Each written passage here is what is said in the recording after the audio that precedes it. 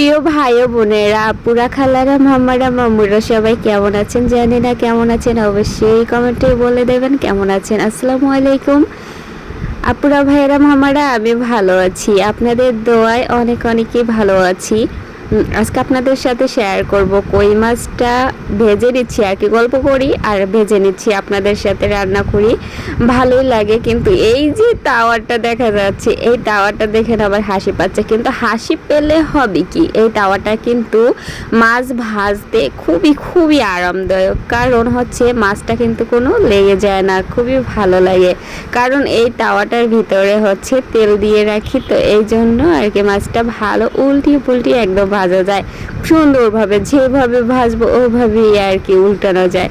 তো যাই হোক, বন্যার ভিতরে কেমন ছিলেন? আর আমি তো কি বলবো, খুবই দুঃখজনক কথা, ভিডিও ছাড়তে পারি না, কারো ভিডিও দেখতে পারি না, খুবই খুবই একদম খারাপ লাগতেছিল। বন্যা হলে হচ্ছে কারেন্ট থাকে না, নেট থাকে না, কত জ্বালা আর জ্বালা। কী করব, এই যে আলু দিয়ে এখন কই মাছটা আর কি ভেজে নিচ্ছি। বন্যার ভিতরে তো বেশি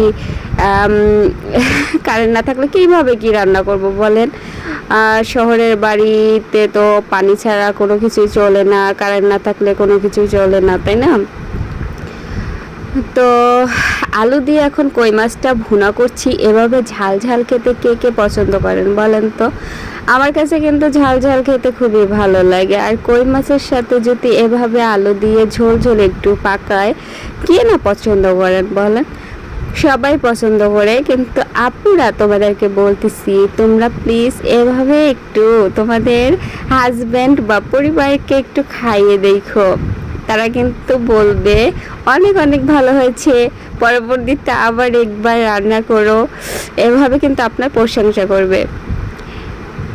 আমার কাছে খুবই ভালো লাগে এইভাবে আলু আর কি কই মাছ দিয়ে যদি ভাজা ভাজা করে। এখন কিছুক্ষণ আমি কিন্তু আলুটা দিয়ে আর কি উল্টিয়ে পুলটিয়ে সুন্দরভাবে কষিয়ে কষিয়ে নিয়েছি। তারপর কিন্তু আমি পানি দিয়ে দিলাম, এখন টকবক করে ফুটতেছে এই যে। আর দেখতে কিন্তু খুবই ভালো লাগছে এবং খেতেও কিন্তু খুবই ভালো লেগেছিল। অবশ্যই যদি ট্রাই করেন আপনারা, অবশ্যই কিন্তু ভালো লাগবে। আর হচ্ছে একটু পানি বেশি দিয়েছিলাম, কারণ এটা হচ্ছে ঝোল ঝোল করব, এই জন্য। কই মাছটা কিন্তু আলু দিয়ে এভাবে ঝোল ঝোল করলে খুবই ভালো লাগে। আর সাথে যদি উপরে একটু ধনিয়া পাতা দিয়ে দেয়, তাহলে কিন্তু আরও একটু স্বাদটা বেড়ে যায়। কিন্তু ধনিয়া পাতা ছিল না, এই জন্য তারপর আমি অনেক কিছু দিয়েছি আর কি, জিরা বাটা বাটা দিয়েছি, অনেক ভালো লেগেছে।